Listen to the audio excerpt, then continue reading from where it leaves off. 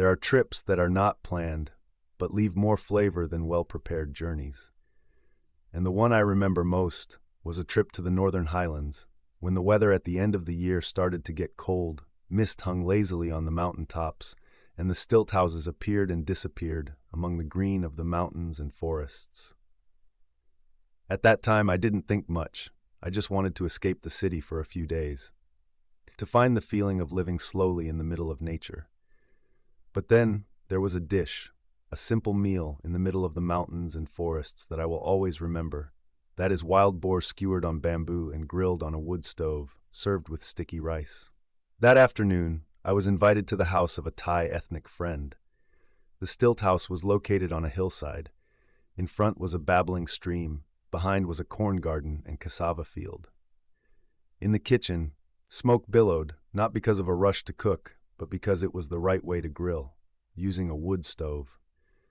The dry firewood burned crackling, the characteristic aroma of bamboo mixed with the smell of grilled meat spread throughout the space.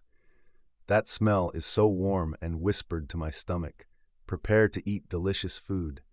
The wild boar here is a pig raised freely on the fields, eating grass and natural roots, firm meat, little fat, thick but crispy skin. The people in the village cut each piece of meat into moderate pieces, skewered it through young bamboo sticks that have just been split, then marinated it with mountain spices, a little salt, a little wild chili, wild pepper, some places call it mak ken, and a few aromatic leaves picked right behind the house.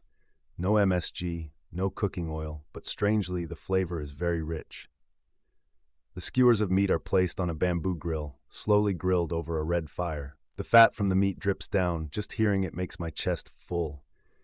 I sat there, curled up by the fire, chatting while watching the skewers of meat turn dark brown, lightly charred, fragrant. When the meat is cooked, the host picks it up on skewers, places it on banana leaves, and invites me to eat it with another equally special dish, bamboo rice.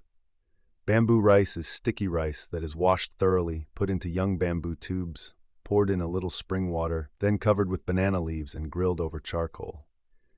When the rice is cooked, open the bamboo tube and a fragrant aroma spreads. The smell of sticky rice mixed with the smell of grilled bamboo, both sticky and fragrant, and naturally sweet.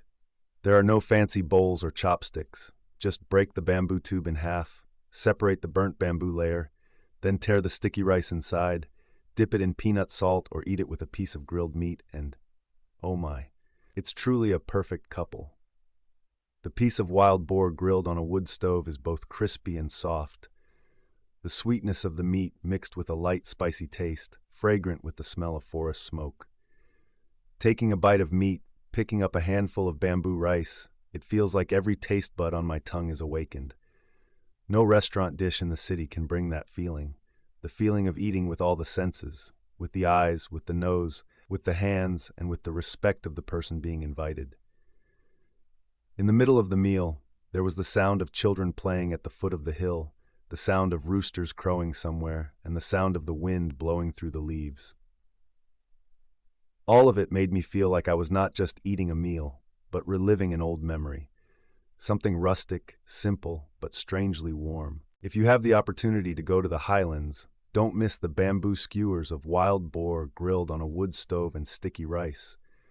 Not only because it's delicious, but because it's a dish that carries the soul of the mountains and forests, the crystallization of sincerity, of waiting time, and of an unhurried life.